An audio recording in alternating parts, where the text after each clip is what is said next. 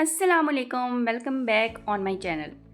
कैसे हैं जी आप सब? उम्मीद करती हूँ कि आप सब खैरियत से होंगे। अच्छा, संडे का व्लॉग आपके साथ कर रही हूँ शेयर। मैं घर पर ही था तो मैंने इसे कहा कि अब लग जाओ डीप क्लीनिंग पे, क्योंकि काफ़ी टाइम पहले ना मेरे जैसे जेठ की डेथ हुई, उसके बाद मेरी भतीजी पैदा हो गई, तो हम इतना मसरूफ़ हो गए कि घर को जो एक डीप क्लीन करने वाला काम होता है वो मेरा रह गया था। खैर, पहले मैंने मेहर को लगा दिया कि आप अपना बैग और अपना जो आपका स्टडी टेबल है उसको सेट करो, ऑर्गेनाइज़ करो। और उसके बाद ये वो ऑर्गेनाइज़र हैं जो मैंने दराज से ऑर्डर किए थे कुछ दिन पहले, आ गए थे। बस इतनी मसरूफियात हो गई थी क्योंकि मैं ससुराल रही काफ़ी दिन, और उसके बाद आना जाना ही लगा रहा, और आने जाने से अब इतनी थकावट हो जाती है ना कि जो रूटीन के काम होते हैं बस वही पॉसिबल हो रहे होते हैं कि करूं। अच्छा चलें, अब आपको बताती हूँ कि ये ऑर्गेनाइज़ मैंने मंगवाए थे तकरीबन 1060-70 रुपये में ना, तो मुझे तो बहुत पसंद आए। यानी अगर आपको भी ये मंगवानी हो तो मैं तो कहूँगी कि ज़रूर मंगवाएं। तो ये मंगवा लिया कुछ दिन पहले ना, मैं फिर मैर की शर्ट्स और ये वो मैंने एक दो ऑर्गेनाइज़र को उसको सेट करने की कोशिश की थी, लेकिन जो मेरा जहन है वो इतना डिस्टर्ब था ना कि सही तरह से मुझसे सेटिंग नहीं हो पा रही थी। खैर, अब थोड़ा हम रूटीन की तरफ आ गए हैं, तो अब मैं सोच रही थी कि अपनी जो अलमारी है हमारी, कपड़ों की, मौसम भी चेंज हो रहा है। अभी खैर मैं लॉन के रख तो नहीं रही हूँ कि ना, दिन में थोड़ी गर्मी हो रही होती है स्पेशली जब हम कुकिंग करते हैं, और रात में फिर ठंड लग रही होती है। तो मैंने सोचा कि आज अपने कपड़ों की अलमारी को भी ऑर्गेनाइज़ करती हूँ, और इस तरह से पता भी चल जाएगा कि कौन से कपड़े हैं जो मैंने कि किसी को डोनेट करने हैं, और कौन से ऐसे कपड़े हैं जो मैंने किसी को गिफ्ट करने हैं, और कौन से ऐसे हैं जो मैंने अपने नेक्स्ट सीज़न के लिए रखने हैं। तो बस जी, आज लगी थी ऑर्गेनाइजेशन पे, और आज बहुत थकावट हो गई।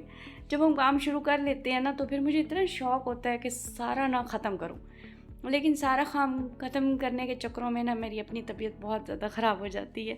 तो देखें जी, सारे मैंने अलमारी में से कपड़े निकाल के ना, सिंगल बेड पड़ा हुआ था उस पर फैला दिए कि अब आराम से सारा जो है अपनी अलमारी है उसको करूँगी सेट। अच्छा, वैसे ना यहाँ पर मैं ये बात करना ज़रूर पसंद करूँगी कि अक्सर लोग कहते हैं ना व्लॉग देख के, अच्छा एक काम किया और आप थक गई।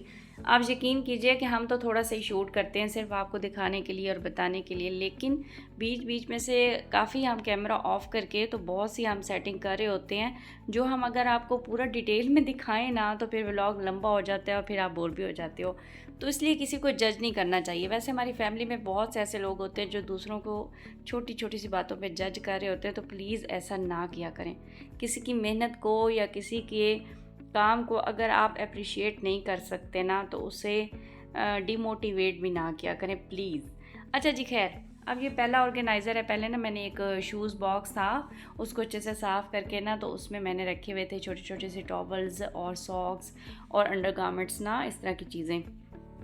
अब मैंने वो भी ऑर्गेनाइज़र में सेट कर दिए हैं। जो दूसरा ऑर्गेनाइज़र है ना उसमें मैं की रख रही हूँ कॉलर वाली शर्ट्स। तो ये रख लूँगी तो फिर मुझे तसल्ली होगी कि मैंने अगर राउंड नेक वाली पहननी है तो वो पहन लेगा। खैर, कॉलर वाली ज़रा कम पड़ी थी इसमें, तो फिर मैंने कुछ इसमें ना साथ में राउंड नेक वाली भी रख ली है कि फिर उसके बाद मैं चेक भी करती थी क्योंकि ईज़िली निकाल लेगा। अच्छा, बच्चों का कॉर्नर हो जो हमारे वार्डरोब में एक ना एक हम बना रहे होते हैं, किसी ये सेक्शन बच्चों का है, ये हस्बैंड का है, ये अपना है, तो वो चाहे जितना भी सेट कर लो ना, मेरे तो हस्बैंड का सेक्शन भी अक्सर ऊपर तले कर देते हैं, नीचे से कुछ निकालेंगे तो वो ख़राब कर देंगे, और फिर मुझे ना हफ्ते में ज़रूर उसको सेट करना पड़ता है। ये नहीं, हफ्ते के बाद अगर आप सोचें कि हम अलमारी को एक हफ्ते के बाद दोबारा सेट कर रहे हैं तो और घर के कितने काम होते हैं जो कि करने वाले होते हैं। खैर, एक मैंने ऑर्गेनाइज़र में मैर की कॉलर वाली रख ली थी, और दूसरा जो है उसमें रख रही थी मैर के ट्राउज़र्स और ना इसकी जो यूनिफॉर्म की एक्स्ट्रा शर्ट्स होती हैं बेल्ट, वो। तो इस तरह से जब देखने में बहुत आसानी हो गई थी कि मैर आराम से निकाल लेगा। खैर, जब मैंने अपनी ना अलमारी सेट की तो उसमें मुझे सबसे ज़्यादा जो है ना मेहर का पोर्शन या कॉर्नर कह लें वो अच्छा लग रहा था। जो हाँ, मैंने पीछे उसकी रख दी शलवारें और कमीज़ें, और 2-3 पैंट्स ही थी, कुछ उसकी मैंने पैंट्स ना हैंग की हुई हैं। अच्छा, अब ये ऑर्गेनाइज़र आगे पड़े हुए हैं ना, तो बड़े आराम से मेहर इनमें से अपने शर्ट्स ट्राउज़र्स निकाल सकता है। खैर, अब यहाँ पर मेहर आ गया था कि मैं बहुत थक गया हूँ मम्मा और अभी तक मेरा ऑर्गेनाइज़ नहीं हुआ, तो आप खुद इतना करिए। मैंने कहा नहीं, आप जाओ, आप खुद करो। अच्छा, इस तरह से ना बच्चों में एक आदत आती है और डिसिप्लिन आता है उनकी लाइफ में, आगे चल के नहीं पता होता। बाज़ दफ़ा जो बच्चे होते हैं वो आउट ऑफ कंट्री चले जाते हैं, आउट ऑफ सिटी चले जाते हैं, तो कम से कम उनमें इतनी तो होनी चाहिए ना कि वो अपने रूम को ऑर्गेनाइज़ करके रखें, अपने छोटे छोटे जो काम होते हैं उनको वो कर लें। तो बस मेरी तो यही कोशिश है कि जो मेरा बेटा है ना, कम से कम उसमें ये चीज़ें ज़रूर आएँ। तो इसीलिए मैं उसे कभी ना कभी लगा देती हूँ और आपको मेरे व्लॉग में वो इस तरह के काम करते हुए नज़र आता है। बस अब जी अपने कपड़े देख रही थी और सोच रही थी कि अब कौन से कपड़े हैं जो देने वाले हैं और कौन से कपड़े हैं जो ना रखने वाले हैं और कौन से ऐसे कपड़े हैं जो मैं घर में पहना करूँगी। यानी जब मैं कुछ दे देती हूँ, ज़ाहिर है डोनेट कर देती हूँ, जो भी मेरी हेल्पर्स होती हैं या जहाँ भी देने होते हैं, तो ऐसे कपड़े स्पेशली देती हूँ जो अगला भी बंदा ना कुछ टाइम पहन सके। यानी मैं बहुत रफ़ कपड़े कभी भी किसी को नहीं देती। तो बस जी अब यहाँ पर वही सिलेक्शन मेरी चल रही थी और उसके साथ-साथ मैं आपको बताती चलूँ कि मेरी ना ऑटोमेटिक वॉशिंग मशीन है, तो उसको भी आज मैं आपको डीप क्लीन करने का बताऊँगी अपने व्लॉग में। बस जी हेल्पर आ गई थी साथ, वो भी लगी हुई थी क्लीनिंग पे, उधर मैं लगी हुई थी अपने वार्डरोब को सेट करने में, मैं लगा हुआ था अपने रूम को सेट करने में। तो मेरी हेल्पर हँस रही थी कि आज जी आपकी डीप क्लीनिंग चल रही है। तो मैंने कहा हाँ, काफ़ी दिन हो गए, घर बहुत इग्नोर रहा है, तो बस अब घर को थोड़ा बहुत टाइम देने का टाइम आ गया। खैर जी, अब ये वो मेरे कपड़े थे जो मैंने सोचे हैं कि थोड़ा आने-जाने के लिए ही हैं, तो इनको मैं इस ऑर्गेनाइज़र में रख रही हूँ। नीचे नीचे वाला जो मेरा सूट है लाइट पर्पल शेड में आपको नज़र आ रहा होगा, ये मैं जब मेरी भतीजी पैदा हुई थी ना, मैंने एक ही दफ़ा पहना है, तब मैं पहन के गई थी और सबने बहुत तारीफ़ की थी कि आपको ये कलर बहुत सूट कर रहा है और ये बहुत अच्छा स्टिच हुआ है। तो थैंक्स करती हूँ अपनी भाभी का जो लाहौर में रहती हैं, उन्होंने मेरे कपड़े सिलवा के भेजे थे और मुझे सारे कपड़े बहुत पसंद आए थे। तो आपके जो व्लॉग्स होंगे ना, उनमें आपको कपड़ों की डिज़ाइनिंग भी शेयर किया करूँगी कि छोटी-मोटी ही उसकी होती है डिज़ाइनिंग, लेकिन बहुत अच्छी लग रही होती है। हम हाउसवाइफ़्स के लिए बहुत अच्छी होती हैं, आइडियल होती हैं मैं कहूँगी। अच्छा जी, फर्स्ट जो है मेरा वार्डरोब में सेक्शन है वो हस्बैंड का है। एक तरफ इनकी शलवारें कमीज़ें रख ली हैं, एक तरफ इनके ट्राउज़र, शर्ट्स और पैंट्स रख दी हैं।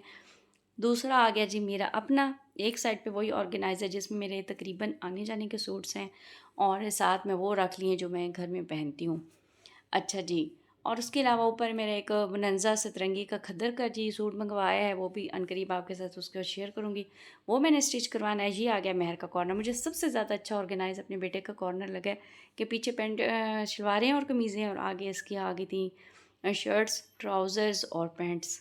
और काफ़ी सारी इसकी जो पैंट्स हैं वो मैंने हैंगिंग वाली साइड पे हैंग कर ली। अच्छा, जो लास्ट वाला पोर्शन था ना, वो मैंने यूँ का त्यों ही रखा है क्योंकि उसमें मेरे हस्बैंड के यूनिफ़ॉर्म थे, तो उसमें मैंने अपने कुछ हैंड बैग्स रख दिए थे। ये तो हो गई थी जी ऑर्गेनाइज़ हमारी वार्डरोब। उसके बाद मैं चली गई थी वॉशरूम में। अभी इसको वॉश भी करना था, लेकिन ना अच्छा ये जो है ना अंदर फ़िल्टर लगे हुए हैं, इनको सब कहते हैं कि हफ़्ते में 1 दफ़ा या 10 दिन में कम से कम इनको वॉश कर लेना चाहिए। अच्छा, मैं ना वॉश करने वाली थी कि मेरे जेठ की डेथ हो गई। उसके बाद 20 दिन तो हमारे ऐसे गुज़रे ना कि 2 दिन मैं घर पे रहती थी, फिर 2 दिन उधर जाके रहना, क्योंकि साथ-साथ मेरे बेटे के स्कूल भी चल रहे थे, उसे भी इग्नोर नहीं कर सकते थे। तो फिर उसके बाद भतीजी पैदा हो गई, फिर हम वहाँ चले गए, वहाँ कुछ दिन रुके। तो आते हैं, आपको भी पता होगा कितनी थकावट होती है, रोज़मर्रा के काम मुश्किल से करती थी। तो बस ये इग्नोर रही और उसके बाद इसके फ़िल्टर का हाल आप देखें। ये आपके साथ इसलिए शेयर कर रही हूँ, अगर मैं चाहती तो नहीं भी कर सकती थी, इतनी गंदी हुई हुई है। वैसे मेरी इतनी गंदी नहीं होती, इसलिए शेयर कर रही हूँ कि अगर आपकी ऑटो वॉशिंग मशीन है तो आप उसको किस तरह से डीप क्लीन करें। अच्छा जी, इसके फ़िल्टर हैं, वहाँ से अंदर से जो टिश्यू होते हैं या हमारे कपड़े धुल रहे होते हैं, उसके जो थोड़े बहुत रेशे हो गए या कोई भी मैल होगी तो वो इधर फ़िल्टर में फंस जाती है।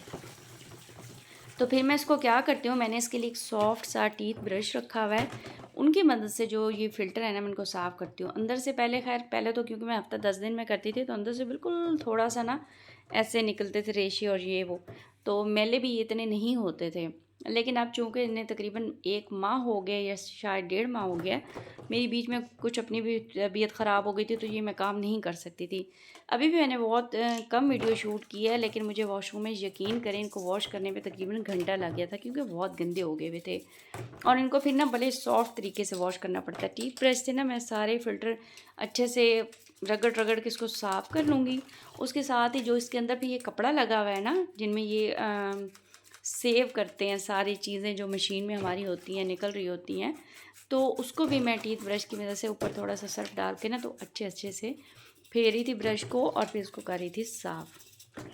तो आज मैंने अपनी जो ऑटो वॉशिंग मशीन है उसकी भी की है डीप क्लीनिंग और बहुत अच्छे से हो गई थी। अभी मैं आपको फ़िल्टर्स दिखाऊंगी, लेकिन मुझे तकरीबन घंटा लग गया था। उसके बाद मैंने वॉशरूम भी वॉश किया था और उसके बाद फिर मैं नहाई थी और उफ़ खुदाया बहुत आ गई थी, क्योंकि उससे पहले मैंने घर की जो होती है सेटिंग वो तमाम मैं खुद करती हूँ, चाहे नाश्ता बर्तन हो गए, ये इस तरह के छोटे छोटे इतने से काम हो जाते हैं ना जो हमारे, बस हम करते रहते हैं, और जब थकावट से चूर बंदा होता है ना, फिर जाके कहता है कि बस जी अब हमारी हो गई बस।